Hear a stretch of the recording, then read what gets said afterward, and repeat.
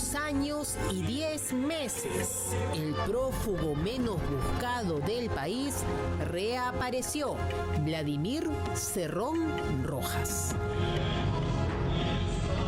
Lo hizo cuando quiso, cuando él lo creyó conveniente, sin nadie que lo encontrara, mientras se supone lo buscaban. Hoy, en su primera aparición fuera de la clandestinidad, bajó de una camioneta alta gama propiedad de Braulio Grajeda y declaró para Contracorriente.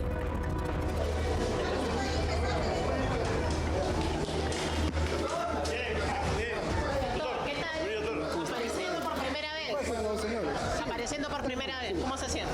Bien, todo tranquilo. Bien, todo ¿qué bien. tal? ¿Cómo es su situación judicial en este momento? Bien, todo en orden, ya se han levantado todas las... Bien, bueno, estando aquí alegres por el reencuentro y además por celebrar el 18 aniversario del partido, ¿no? Y eso es lo más importante. Pasemos más aquí para estar cómodos. Sí, pasemos por acá para estar cómodos. La aparición de Vladimir Cerrón se da en medio de la alerta de la Oficina Nacional de Procesos Electorales, OMPE, de gastos inadecuados de los fondos públicos, varios miles de soles. Su uso observado se dio, por ejemplo, en un poema de amor de su hermano, Waldemar Cerrón. ¿Cuál es su plan? ¿Cuál es su plan ahora con un nuevo Perú libre, en libertad, su labor política? ¿Cómo va a ser?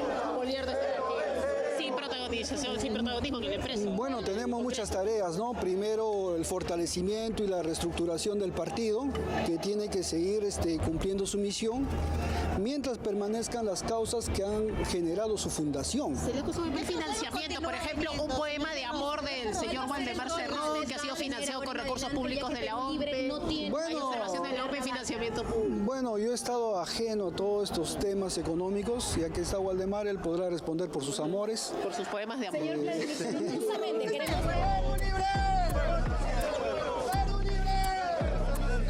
¿Y por qué decide reaparecer en el aniversario número 18 de su partido con una puesta de escena calculada, desafiante y con un inconfundible aire de frescura e impunidad después de haber permanecido prófugo durante años? Pues luego que el Tribunal Constitucional pidiera al Poder Judicial que se dicte un nuevo pronunciamiento sobre la prisión preventiva de Vladimir Cerrón, falló el último 31 de julio. Aquí se varió la medida de prisión preventiva y se le dio comparecencia con restricciones por 1 año, 11 meses y 7 días. Lo curioso es que mientras tanto se le prohíbe salir del país, se le obliga a comparecer cada 30 días, dar cuenta de sus actividades cada mes y pagar una caución de 30.000 soles. Todo indica que ya pagó 20.000. Tampoco se le impide viajar a donde quiera adentro del Perú. Ha sido una casualidad porque el Tribunal Constitucional, que debiera dar este fallo en el mes de marzo, lo ha dado en julio. Y ahí se sumaron las contumacias que el día de ayer se han levantado todas. Así que si no se levantaba ayer, yo no podía estar el día de hoy. Sí, me parece que los administradores de justicia tienen algún cariño por Perú Libre y nos han dado pues esta oportunidad. ¿Pero usted está a favor del indulto de Pedro Castillo, el indulto de Alejandro Toledo? Sí, mira, yo estoy a favor del indulto de todos los casos políticos.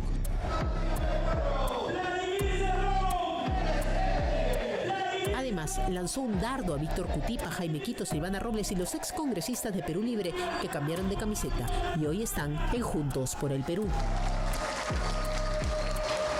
Tenemos cuadros de Perú Libre que actualmente ahora están en el Congreso. ¿Va usted a sostener conversaciones? No,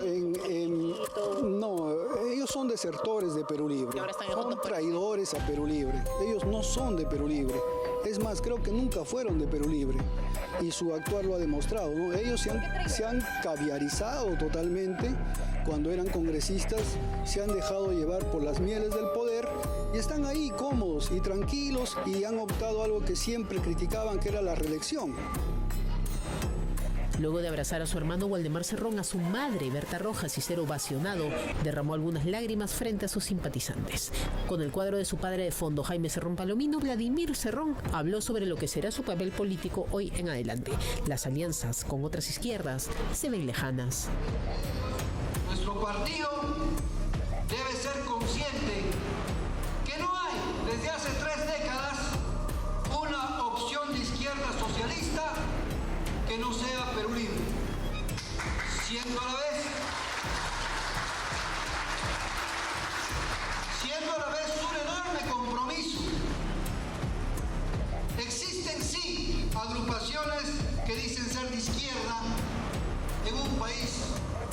donde ahora cualquiera puede ser de izquierda.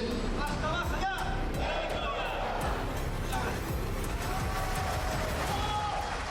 Bien, estamos ya casi después de 3 años de estar en la clandestinidad. Vladimir Cerrón hace su aparición en el aniversario 18 de Perú Libre y está dando declaraciones a la prensa. No es lo mismo una persecución a Perú Libre que una persecución a Fuerza Popular. Candidatos o líderes de la derecha generalmente no son atentados dentro de las prisiones, lo que sí ocurre con los líderes de la izquierda, entonces sí es un problema ese. Profesor, mire, sigue saliendo usted como requisitoriado con el periodo de medio. Sí, eso hemos visto, eso ya tenían que haberlo retirado, pero bueno, lo mantienen más que nada para molestar.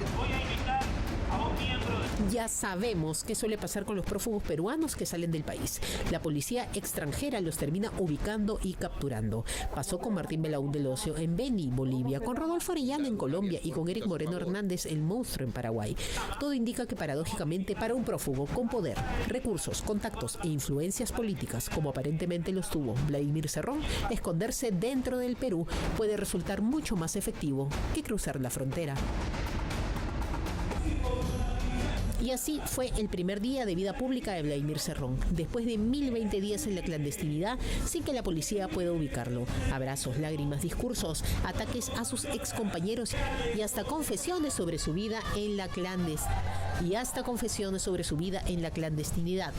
2 años y 10 meses después reapareció, cuando él quiso, donde él quiso y sin que la policía lograra encontrarlo antes. Aquí estamos con ustedes nuevamente para hablar de los que llaman combatientes que fueron engañados, llevados a Rusia, con contratos que firmaron y que motivaron también un tema muy delicado en la diplomacia peruana con la rusa. Los atraían los sueldos que pagaban, ¿no? Miles de dólares, ellos iban, algunos sin experiencia en combate, que es lo peor, muchos han muerto en este frente. Hubo intentos de poder mediar frente a ello, pero Rusia, que necesita realmente ahí soldados que son de otros países que defienden a un país que no es el suyo, decía que eran contratos que había que respetarse, no se podía actuar. Muchos escaparon, pidieron refugio, no los acogieron, los persiguieron, pero hay 2 muchachos, y que vamos a escuchar sus testimonios, que fueron contactados por Contracorriente. El tema fue terrible, cómo lograron salir, cómo han sobrevivido, ¿no? Y nos cuentan cómo operan estas mafias, no se dejen engañar, ¿no?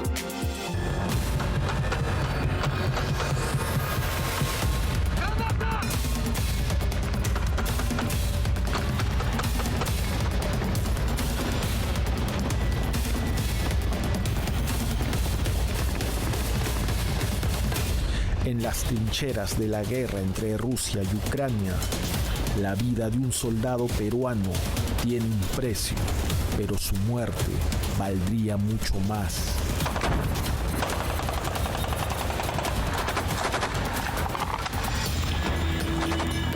Lo que el mundo ve como una guerra de desgaste que comenzó hace 4 años y medio, una red criminal transnacional lo gestiona como una carnicería humana rentable.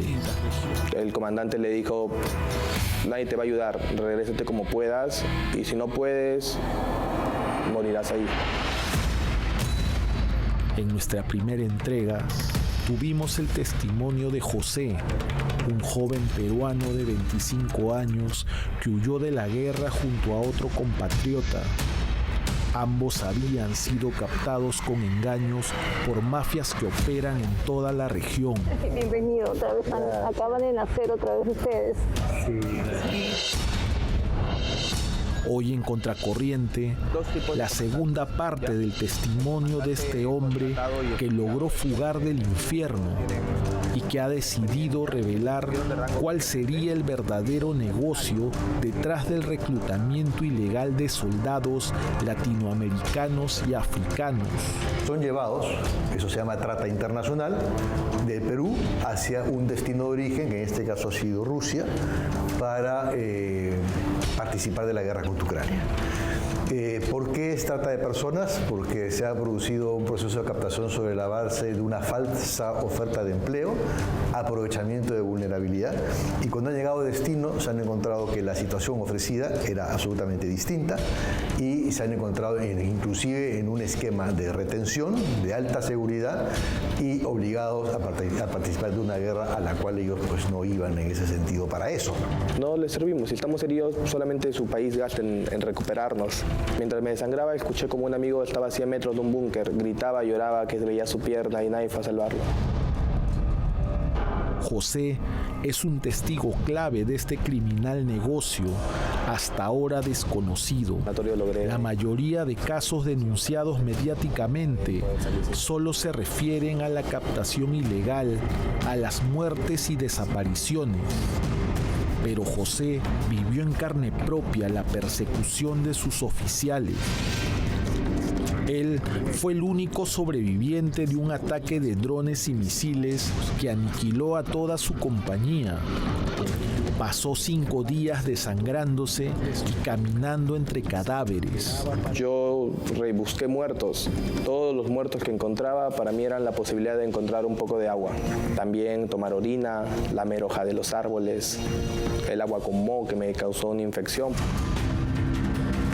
Por la radio, José escuchaba cómo otros heridos pedían ayuda y revelaban sus coordenadas, sin saber que de este modo estaban firmando su sentencia de muerte.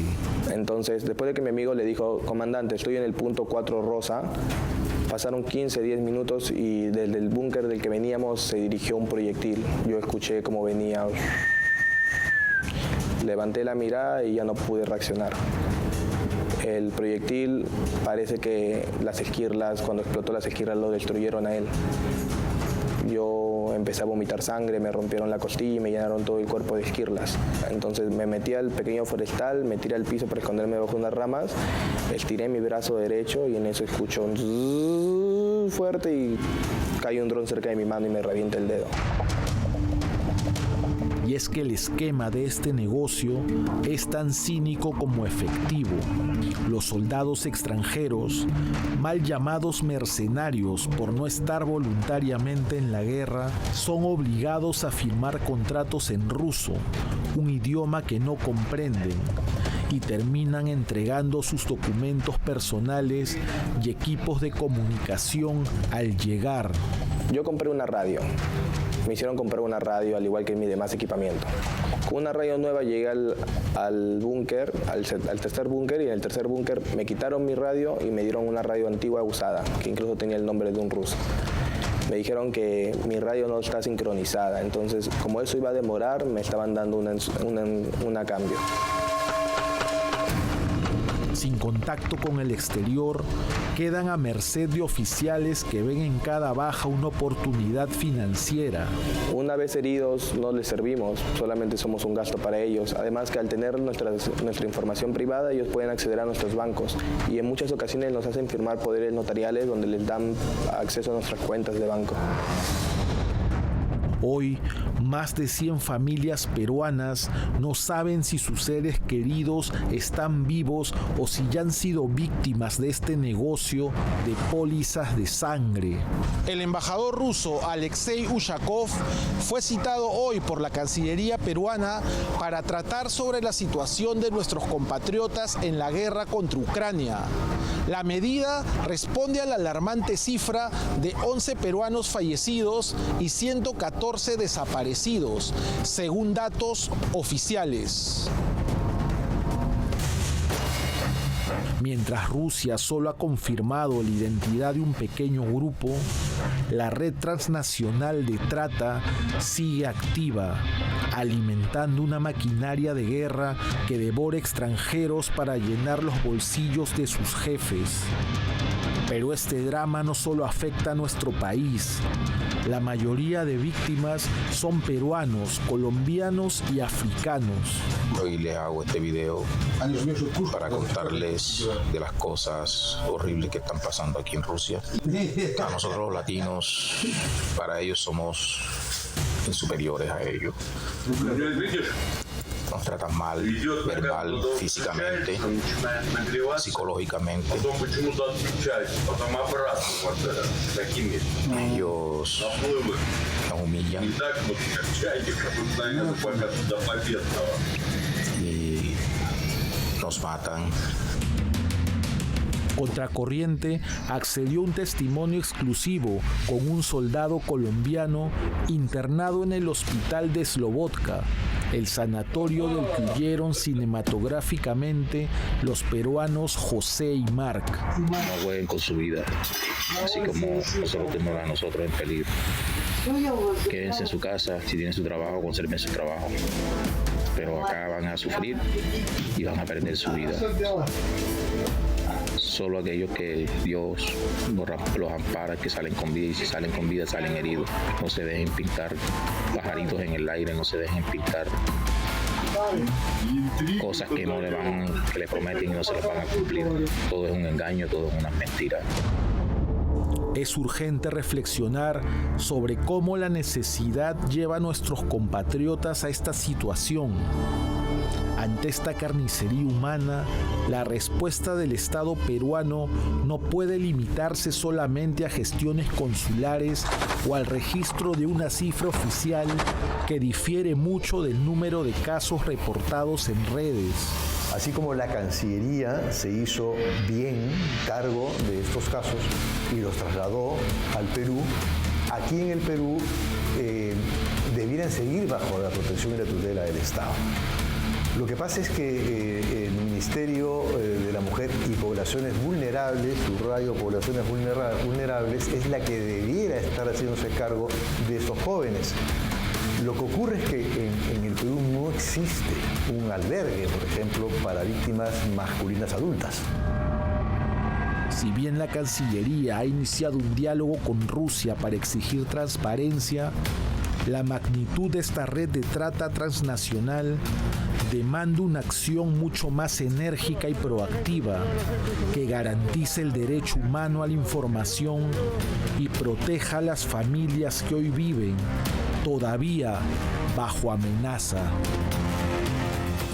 El nuevo gobierno de Keiko Fujimori despierta esperanzas. Esperemos que haga siempre las cosas bien, que designen las personas adecuadas en cada función dentro del aparato del gobierno. Pero Contracorriente descubrió que hay cerca del poder, y ahí en Palacio de Gobierno, algunos personajes que no han sido designados oficialmente. O sea, no hay un nombramiento, no hay una orden de servicios, y han estado trabajando de una manera, digamos, informal dentro de ello. Lo cual también llama un poquito a cierta duda, ¿no? ¿Quiénes son y qué hacían?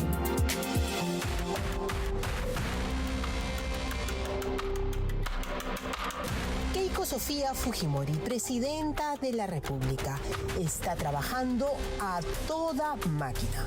La hemos visto en Junín, Lambayeque, Piura y La Libertad, en reuniones con las Fuerzas Armadas y encabezando actividades oficiales. Ejerce la presidencia porque fue elegida, recibió sus credenciales y fue proclamada conforme a ley.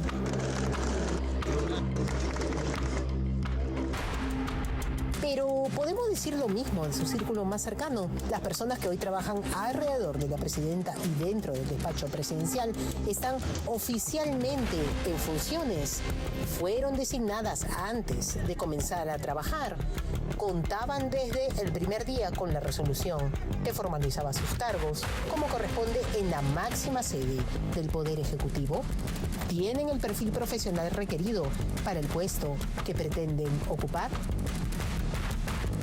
Hay personas que visitan a la presidenta de la República, Keiko Fujimori, como ocurre en todos los gobiernos. Pero en este reportaje de Contracorriente le vamos a demostrar con pruebas que personas sin designación oficial ni contrato, al mismo estilo que el gobierno de José Gerí, ingresaron a Palacio de Gobierno durante horas. Incluso reingresaron al día siguiente.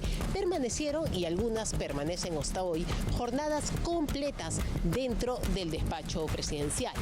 Personas que realizan actividades propias de alguien que ya forma parte del equipo de Palacio de Gobierno antes de que aparezca una resolución que oficialice su designación.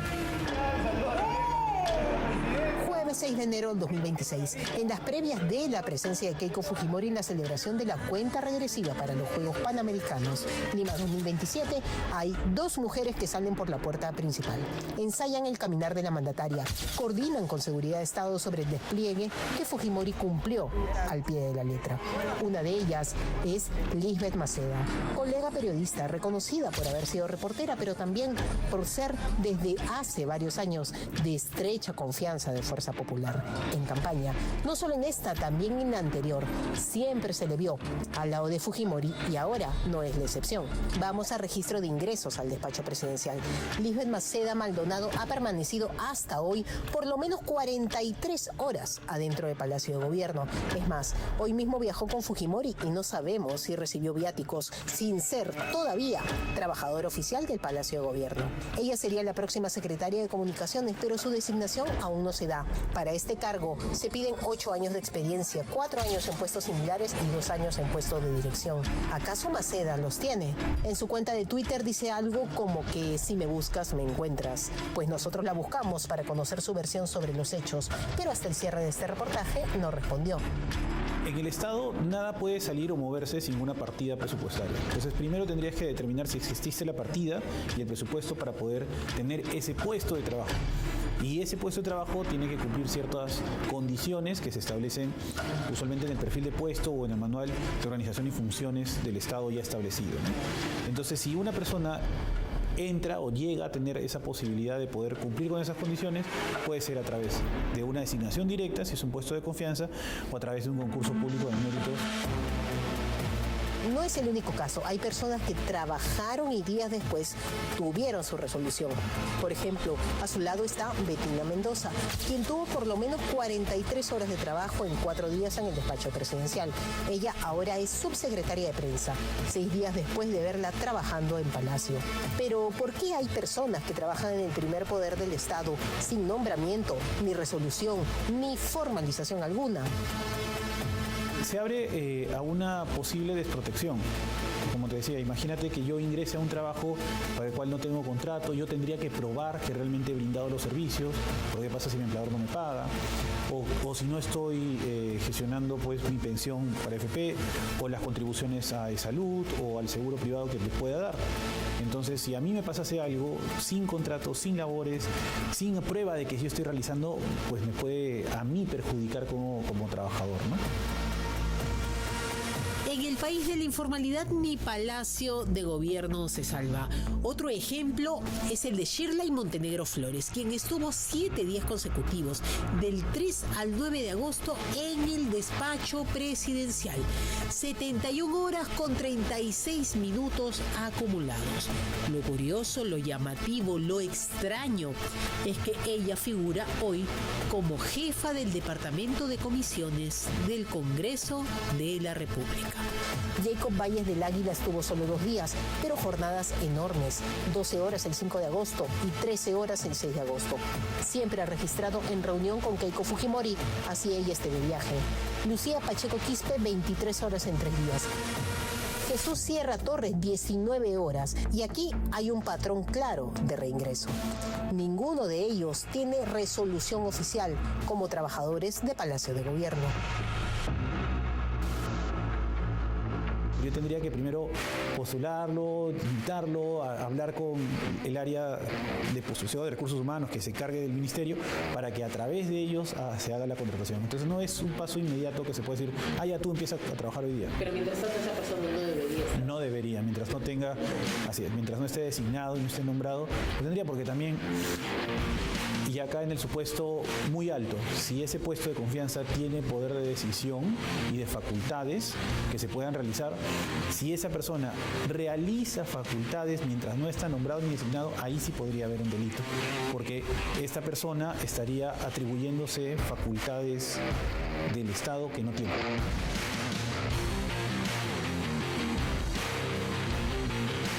Así César Murichi Astorrayme sí le fue mejor. Antes de su designación, aparece 2 días seguidos como visita particular. Él es ahora el flamante jefe de la Oficina General de Asesoría Jurídica del Despacho Presidencial. Y ese es el patrón. ¿Qué dejan estos registros? Primero ingresan como particulares, luego pasan jornadas completas dentro del Palacio, regresan una y otra vez y recién después, solo en algunos casos, aparece el documento que los convierte oficialmente en funcionarios. Y parece que así funciona. Por lo menos hasta ahora el círculo más cercano de la presidenta. Primero entran a Palacio como visita, después se ocupa el cargo, primero se trabaja y después se formaliza.